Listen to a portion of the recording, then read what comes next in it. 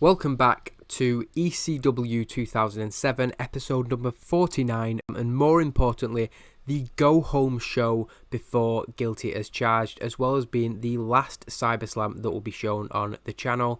The episode begins with a promo from Raven, his usual dark and secluded location. He talks about old rivalries being rekindled and his past with the Sandman, who he is going to face in tonight's main event and beat before beating Tommy Dreamer at Guilty as Charged.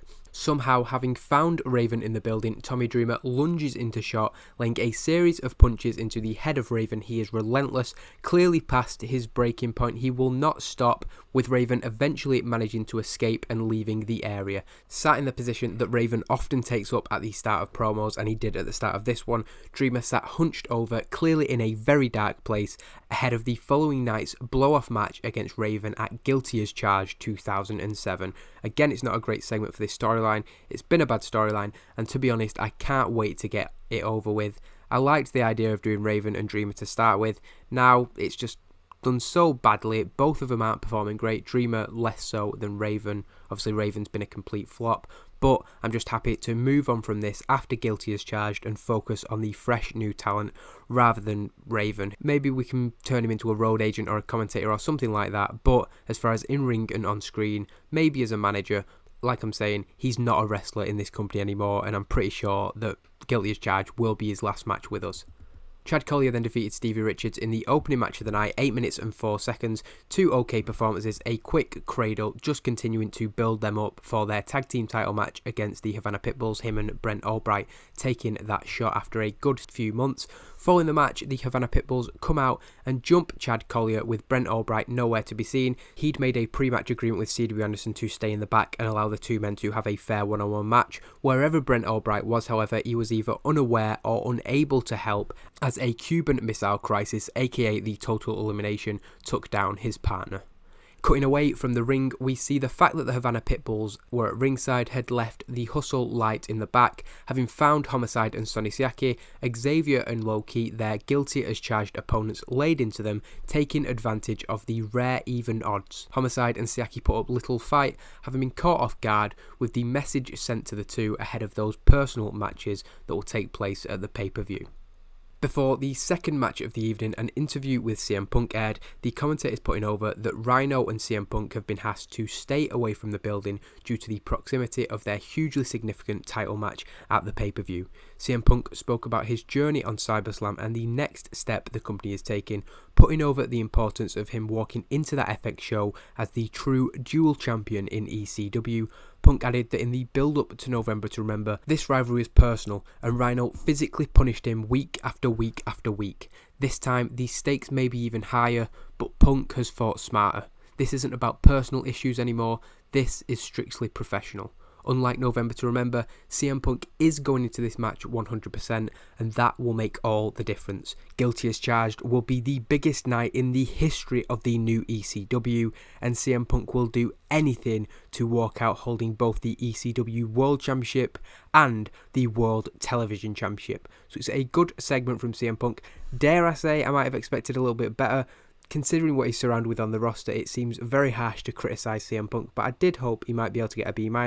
Nonetheless, it's a good segment and will probably be the best one on the show. So we then move into the second match of the night. Lance Storm leading out the New Heart Foundation, their first on-screen appearances in the company 24 hours before their pay-per-view debut. A range of ratings for their gimmicks going from average to great, so nothing to worry too much about there, but Teddy Hart definitely getting the best roll of the dice. They pick up a victory in their ECW debuts against the Swing section, the former Elijah Entourage, who have been renamed, led by Johnny Swinger. I think all three of them have their contracts coming up very soon, so not going to be a long-term alliance, but the New Heart Foundation pick up a decisive victory. I'm interested to see how they've done. A 42, a 57 and a 34, not too bad. Teddy Hart, definitely one of the better members of the roster in his debut, and of course we can build him up, so definitely a good sign if we can keep his attitude in check, that is. Nonetheless, the New Heart Foundation with Lance Storm at ringside pick up a decisive victory before their match against the Extreme Horsemen at the pay-per-view. For some reason, Little Guido's on screen instead of Lance Storm. promise that I'm going to make sure that I'm more careful when we go to FX, because I make one of these mistakes pretty much every 2 or 3 weeks. After the match, Steve Corino and the rest of the Extreme Horsemen come to the top of the ramp. Corino saying they could come down and give these kids a preview of Guilty as Charged, but they don't need to. Steve says that if anybody wants to see a true men against boys match, then Guilty as Charged is the pay-per-view for them. He also thinks that it'll be the last time that anybody sees Teddy Hart, TJ Wilson or Harry Smith in ECW. A video package promotes the Guilty as Charged main event with footage going as far back as Heatwave 2006, the Gore Rhino hit to CM Punk on his debut. Rhino has dominated all competition since that date, remaining undefeated in the company and beating CM Punk to become the ECW World Television Champion. He also caused the rib injury that has plagued CM Punk since that date, and it is put over that a single Gore could be the key to victory for the destructive Rhino. He also gets a sit-down interview, which is absolutely brilliant from him. I know I said I expected more from CM Punk, but he always gets great ratings. Rhino is a little bit less consistent, but that is a very good promo to hype up that main event match. Very pleased with that. His interview is more direct, as he pretty much ignores any questions that are given to him. Rhino says that people have questioned his methods since he returned to ECW, but they need to learn their history. He only came back to take what was rightfully his, because when ECW closed its doors in 2001, he was the TV champion and he was the world champion. When he was given the chance to take back one of his titles, he succeeded, and Sunday is his first chance to do the same with the world championship. That's why Rhino doesn't understand the doubts about who's going to walk into ECW on FX as the dual champion.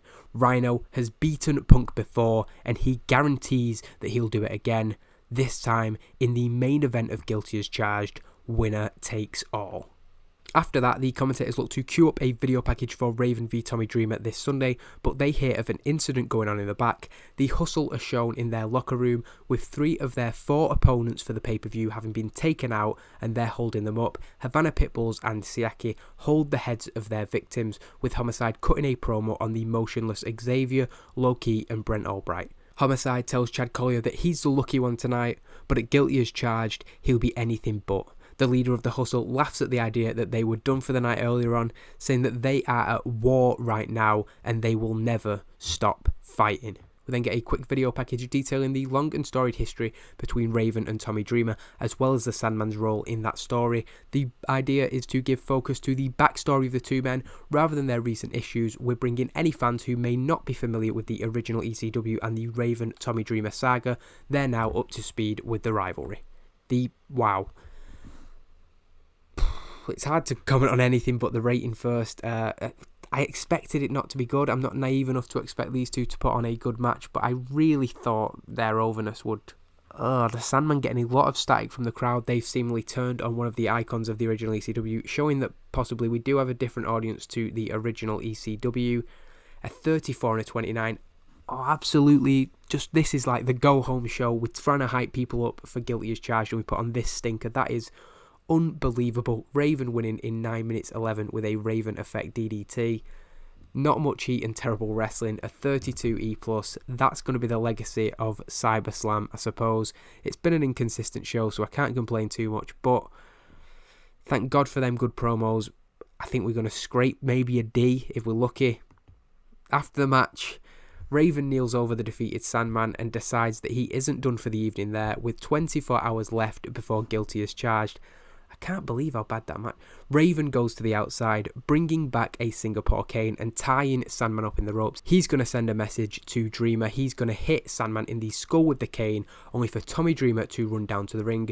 Raven switches attention and swings and misses with a cane shot at Dreamer, turning into a Dreamer DDT. Raven rolls out of the ring, Dreamer finally getting one over on his long-term rival and standing tall to end the final night of CyberSlam's run as the main show in ECW, the last time that this will be the A show of the company as it were, and take some momentum with him into tomorrow night's Guilty as Charged pay-per-view. So it's a D+.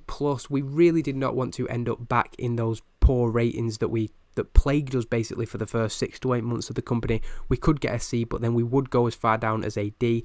A D+ is really disappointing for what is supposed to be the hype show, the go-home show for Guilty as Charged. We'd had a good run as well in the lead up to this, but I knew putting that match in the main event was a risk. I thought it might get a D-, something like that, and we'd be able to carry ourselves with the segments, but it's pathetic really. It's a sign that those guys need to be left in the past. TJ Wilson, Teddy Hart, Harry Smith are the likes of the people we need to build up. The show on FX is going to see that change implemented, but before then we have Guilty as Charged. Despite this show being really bad, I am looking forward to that. I'm expecting big things from that show. Above all else, of course, CM Punk versus Rhino, World Champion v Television Champion, winner takes all, as we go into the new series, the new start for ECW, who will be the dual champion of ECW. So a little post-show update. Harry Smith is turning into a good worker and the kid is worth getting behind according to Lance Storm, so that's nice to see. This less so. Raven, unhappy with the Sandman, clearly wasted on drugs during their match at CyberSlam, probably explains the bad reception that he got from the crowd. I've got 2 incidents to deal with the Sandman. First, he wrestled drunk. I don't know what to do about this. I think sending him back to I can't do that.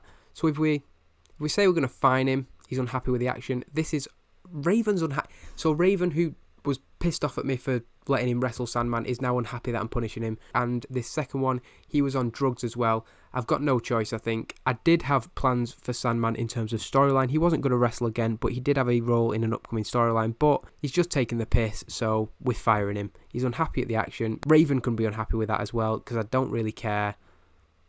Guilty as Charged coming soon.